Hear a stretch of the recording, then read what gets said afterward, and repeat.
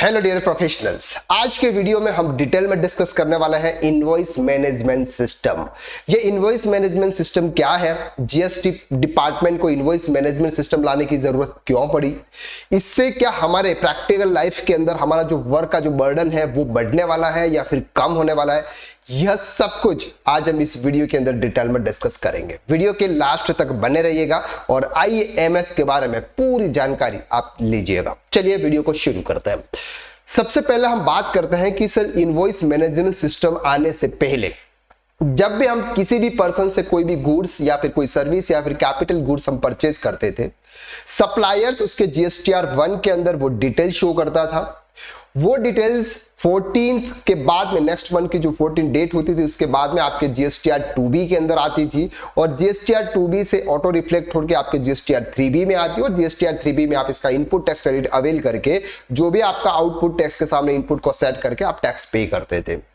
ये पहले हम करते थे। अब क्या हो गया सर, सामने वाला पर्सन उसके जीएसटीआर 1 के अंदर डिटेल शो करेगा और वो डिटेल्स हमारे इनवॉइस मैनेजमेंट सिस्टम के अंदर आएगी।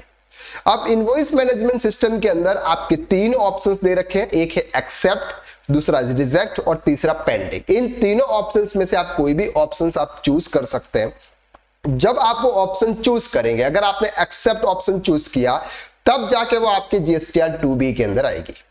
अब जब आपके जीएसटीआर 2B के अंदर आएगी, इसके बाद फिर आपके जीएसटीआर 3B में आएगी, तब जाके आप जीएसटीआर 3B के अंदर आप अपनी इनपुट टैक्स क्रेडिट को अवेल कर सकते हैं। दैट मीन्स कि अब सर हमारा ये जो काम का जो बर्डन है वो थोड़ा सा अब बढ़ गया है। एवरी मंथ आपको इनवॉइस मैनेजमेंट सिस्टम के अंदर जितने भी इनवॉइसेस हैं वो इनवॉइसेस को आपको एक्सेप्ट करना पड़ेगा। अगर कुछ इनवॉइसेस ऐसे आ गए हैं जो आपने एक्चुअल में परचेज नहीं किए हैं या गलती से किसी ने आपके नाम पर अपलोड कर दिए हैं तो उनको आपको रिजेक्ट करना पड़ेगा या कुछ ऑप्शंस में आपको पेंडिंग करना पड़ेगा। अगर आप कुछ भी नहीं करते तो ये माना जाएगा कि सर सभी इनवॉइसेस को आपने एक्सेप्ट कर लिया है। अब सर ये इनवॉइस मैनेजमेंट सिस्टम किस तरह से वर्क करता है इसको हम डिटेल में डिस्कस करते हैं।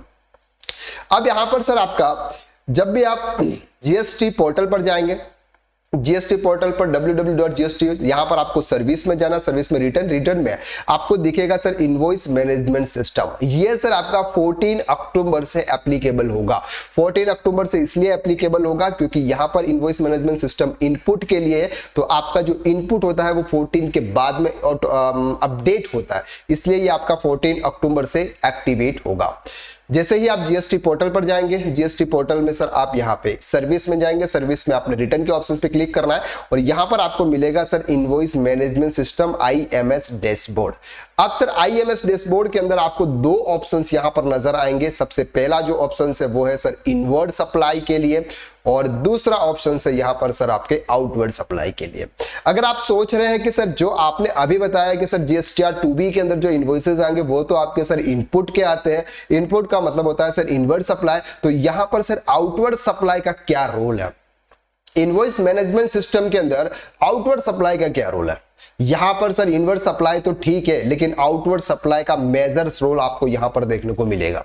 वो इसलिए देखने को मिलेगा कि आपके जीएसटीआर 1 के अंदर आपने डिटेल शो की, सामने वाले पर्सन के नाम से आपने इनवॉइस अपलोड किया और अगर उसने वो इनवॉइस को रिजेक्ट कर दिया या फिर अगर सर आपने क्या कर दिया, क्रेडिट नोट आपने किसी को इश्यू किया। क्रेडिट नोट का मतलब होता है कि सर सेल्स कम होना, अगर सेल्स कम होगा तो आपको इस मंथ आपको टैक्स कम पे करना पड़ेगा। लेकिन सामने वाले पर्सन ने अगर उस इनवॉइस को आप रिजेक्ट कर दिया, क्रेडिट नोट को अगर रिजेक्ट कर दिया, इसका मतलब जो आपने सेल्स क्रेडिट नोट यानी कि सेल्स को कम किया था वो सेल्स अब आपका कम नहीं होगा और नेक्स्ट मंथ आपके जीएसटीआर 3B के अंदर उसकी जितने भी वैल्यू है उसका टैक्स आपको जीएसटीआर 3B के अंदर पे करना पड़ेगा। बहुत सारे यहां पर सिचुएशन होने वाली है, इसलिए आउटवर्ड सप्लाई सबसे इंपॉर्टेंट पार्ट होता है। आपको चेक करना होगा कि सर सामने वाले पर्सन किसी भी पर्सन ने उसको रिजेक्ट तो नहीं किया। अगर रिजेक्ट किया है तो आपको उस पार्टी से कांटेक्ट करना होगा कि आखिर में आपने क्यों रिजेक्ट किया, गलती से रिजेक्ट हो गया या क्या रीजन से, वो सब कुछ। चलिए तो अब हम इस पार्ट्स को आगे मूव करते हैं। यहां पर सर आपको 2 पार्ट में डिवाइड किया, एक है इनवर्ड सप्लाई, दूसरा होता है आउटवर्ड सप्लाई। इनवर्ड सप्लाई का मतलब होता है कि सर अगर आपने किसी से गुड्स परचेस किया हुआ है तो वो इनवर्ड सप्लाई। जब आप आईएमएस के सिस्टम पर जाएंगे, आईएमएस के सिस्टम में आपको इनवर्स सप्लाई, यहां पर आपको व्यू हैगा। व्यू में आपको सिर्फ वहां पर आपको दिखेगा कि सर सामने वाले पर्सन ने कितने इनवॉइसेस आपके नाम पर अपलोड किए हुआ है। record where no action is taken by taxpayer will be considered deemed acceptance GSTR to be generation। अब सर ये जो बात कहता है, ये क्या कहता है कि सर आपके आईएमएस के अंदर जितने भी इनवॉइसेज है, सामने वाले पर्सन ने GSTR 1 के अंदर डिटेल डाली, वो आपके आईएमएस के अंदर आई और आपने आईएमएस के अंदर कोई भी एक्शन नहीं लिया उस पे कि आपने उसको रिजेक्ट, पेंडिंग या फिर आपने रिजेक्ट किया, कुछ भी एक्शन नहीं लिया, तो वो ये माना जाएगा कि सर आपने सभी इनवॉइसेस को एक्सेप्ट कर लिया और वो सभी इनवॉइसेस का जितना भी इनपुट होगा वो इनपुट आपके GSTR 2B के अंदर आ जाएगा। ओके, तो यहां पर सर थोड़ा सा हमारा काम का जो बर्डन है ना, वो बर्डन हमारा थोड़ा सा इंक्रीज हो गया है, क्योंकि अब आपको यहां पर क्या करना होगा सर, आईएमएस सिस्टम को आपको चेक करना होगा। अब हम सर जैसे जाते हैं sir invoice management system inverse supply के व्यू पर हम क्लिक करते हैं, आपको इस तरह के 3 ऑप्शंस नजर आते हैं।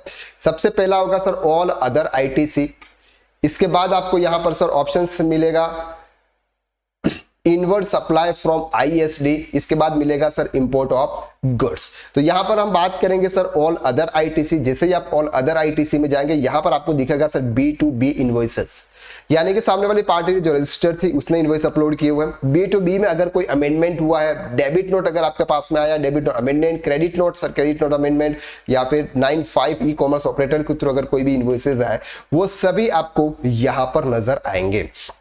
अब सर आपके जितने भी इनवॉइसेज वो इनवॉइसेज आएंगे, उसमें आपको क्या करना है, यहाँ पर 3 ऑप्शंस दे रखे हैं, एक्सेप्टेड, रिजेक्टेड और पेंडिंग के।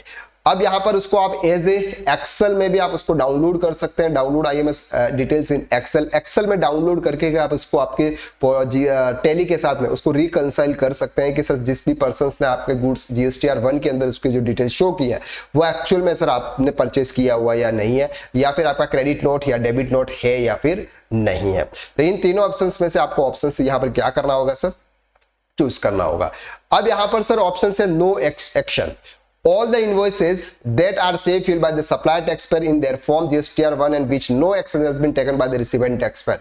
अगर आपने कोई भी एक्शन नहीं लिया, सभी इनवॉइसेस ऑटो पॉपुलेटेड आपके GSTR 2B में जाएंगे।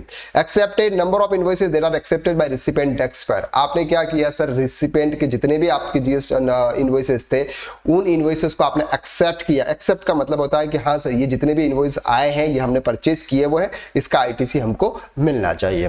पेंडिंग और रिजेक्ट, ठीक है। जैसे ही आप B2B इनवॉइसेस के ऑप्शंस पर आप क्लिक करेंगे, यहां पर आपको इस तरह का डेटा यहां पर नजर आएगा। सब पार्टी वाइज आपको दिखेगा सर, यहां पर आपका एक पार्टी है, GSTN नंबर होगा, इनवॉइस नंबर आपके यहां पर होंगे, रेगुलर डील इनवॉइस टाइप क्या रेगुलर, ऑप्शन है एक्सेप्ट, रिजेक्ट और पेंडिंग के।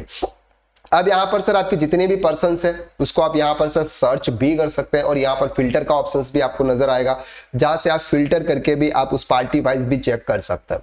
अब यहां पर सर ऑप्शन है एक्सेप्ट, रिजेक्ट और पेंडिंग। यहां पर जैसे स्टेटस आपको साइड में दिखेगा कि आपने इसको एक्सेप्ट किया हुआ है, इसके बाद आपने उसको रिजेक्ट किया हुआ है, ये सब कुछ आपको यहां पर नजर आएगा। यहां पर सेकंड पेज पे जाने के लिए आपको यहां पर 2, 3 जितने भी पेजेस हैं वो आपको क्लिक करना है। इसके बाद सर डाउनलोड एक्सेल का ऑप्शन आएगा, जहां से आपको डाउनलोड एक्सेल्स। इसके बाद सर फिल्टरिंग इन रिकॉर्ड्स, आप यहां पर फिल्टर अप्लाई कर सकते हैं और फिल्टर में अगर किसी पार्टी का जीएसटी आपके पास में बहुत सारे इनवॉइसेज हैं, उस इनवॉइसेज में अगर आपको किसी भी पार्टी का इनवॉइस जीएसटीएन नंबर से आप यहां पर सर्च कर सकते हैं, inter GSTN number, invoice type, status और सोर्सेज। इसके बाद आप अप्लाई के ऊपर क्लिक करेंगे तो उस पार्टी के रिलेटेड जितनी भी डिटेल्स है वो सभी डिटेल्स आपके यहां पर आ जाएगी। क्लियर हो गया?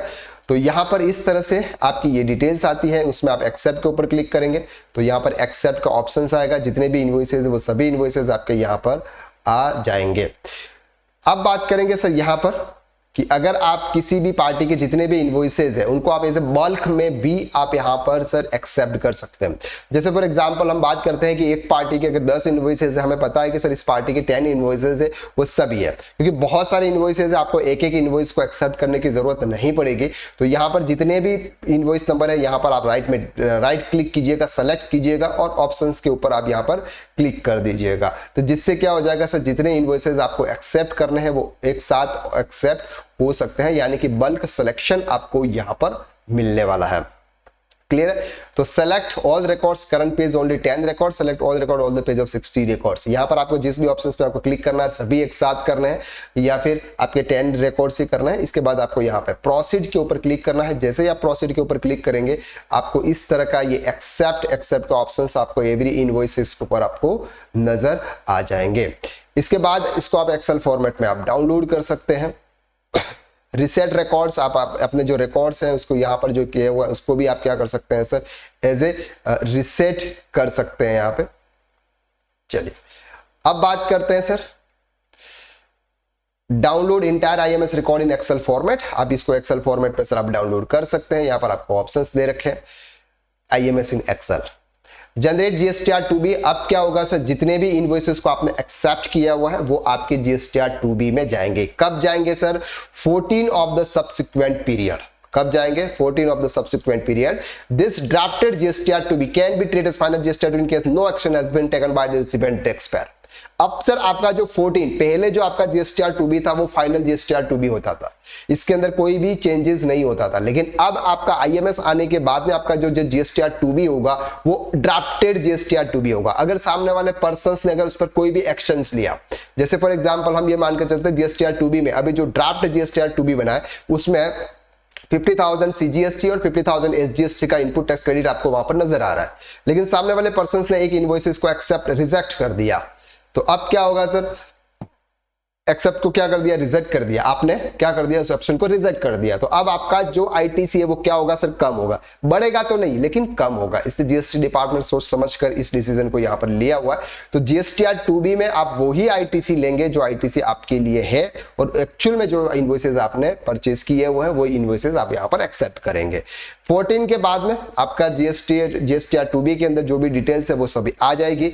इसके बाद आप यहां पर जीएसटीआर थ्री बी में आएगी वो डिटेल्स। कहां से आएगी सर, जीएसटीआर टू बी से आपकी डिटेल आएगी सर जीएसटीआर थ्री बी के अंदर। जीएसटीआर थ्री बी के अंदर आप उसका आईटीसी ले सकते हैं। तो यहां पर इस तरह से आपको यहां पर ऑप्शंस मिलेंगे। इसके बाद कंप्यूट जीएसटीआर टू बी, यहां पर आपको जीएसटीआर टू बी को क्या करना होगा सर, कंप्यूट करना होगा। जैसे आप जीएसटीआर टू बी कंप्यूट करेंगे आपका वहां पर जितना भी जीएसटीआर टू बी के अंदर जो एक्चुअल में आईटीसी है वो आईटीसी आपको वहां पर मिल जाएगा। क्लियर हो गया? तो ये जो हमने बात की ये हमने बात की सर इनवर्ड सप्लाई के लिए यानी कि परचेस के लिए। अब बात करते हैं सर आउटवर्ड सप्लाई के लिए, यानी कि आपने क्या किया सर, सेल्स किया और सेल्स के बाद में आपने यहां पर क्रेडिट नोट्स की डिटेल्स डाली, जो कुछ भी आपने डिटेल डाली वो सामने वाला पर्सन अगर उसको एक्सेप्ट रिजेक्ट अगर करता है, जैसे फाइनेंशियल ईयर पे आपको क्लिक करना है, रिटर्न पीरियड, सर्च के ऑप्शंस पर जाना है और जैसे आप सर्च के ऑप्शंस पर जाएंगे आपको यहां पर सर ये डिटेल्स मिल जाएगा। Universal view of B2B supply report in GSTR 1, यहां पर सर आपको डिटेल मिलेगी। Number of records, credit note, debit notes, IMS supply review, अगर आपको डाउनलोड करना है तो आप इस तरह से उसको डाउनलोड कर सकते हैं। अब यहां पर आपको इस तरह से डिटेल है। B2B इनवॉइसेस आपने यहां पर अपलोड किए हुए हैं, 17 है, उस पर अगर आप क्लिक करेंगे, जैसे ही आप उस पर क्लिक करेंगे सर आपकी जितनी भी डिटेल्स आपने अपलोड की है वो सभी डिटेल्स आपको यहां पर नजर आ जाएगी। अब यहां पर सर हमको ये देखना है कि सर सामने वाले पार्टी ने एक्सेप्ट किया या फिर रिजेक्ट किया है। तो यहां पर आप फिल्टर के ऑप्शन से भी आप चेक कर सकते हैं, डाउनलोड एक्सेल्स में जाके भी आप यहां पर देख सकते हैं। तो स्टेटस आपको यहां पर दिखाई दे जाएगा सर कि no action, no action, no action. अगर नो एक्शन अगर यहां पर लिखा हुआ है इसका मतलब अब सिंपल सी चीज है कि हाँ उन्होंने एक्सेप्ट कर लिया है। क्योंकि अभी हमने देखा था कि अगर आपके इनवॉइस मैनेजमेंट सिस्टम के अंदर अगर आप कोई भी एक्शन नहीं लेते हैं इसका मतलब से ये माना जाएगा कि आपने इनवॉइस को एक्सेप्ट कर लिया। लेकिन अगर आप कोई एक्शंस लेते हैं जैसे रिजेक्ट या पेंडिंग का ऑप्शंस, तो फिर वहां पर सर आपके यहां पर स्टेटस में ऑप्शंस नजर आएगा। सामने वाली पार्टी ने जीएसटीआर 3B फाइल किया है, यहां पर नॉट फाइल का ऑप्शंस भी आपको यहां पे नजर आ जाएगा। तो इस तरह से सर ये है सर आपका invoice management system. Invoice management system बीच में पार्टी सप्लाई जीएसटीआर 1, सामने वाले पार्टी के जीएसटीआर 1 और आपके जीएसटीआर 2B के बीच का पार्ट है।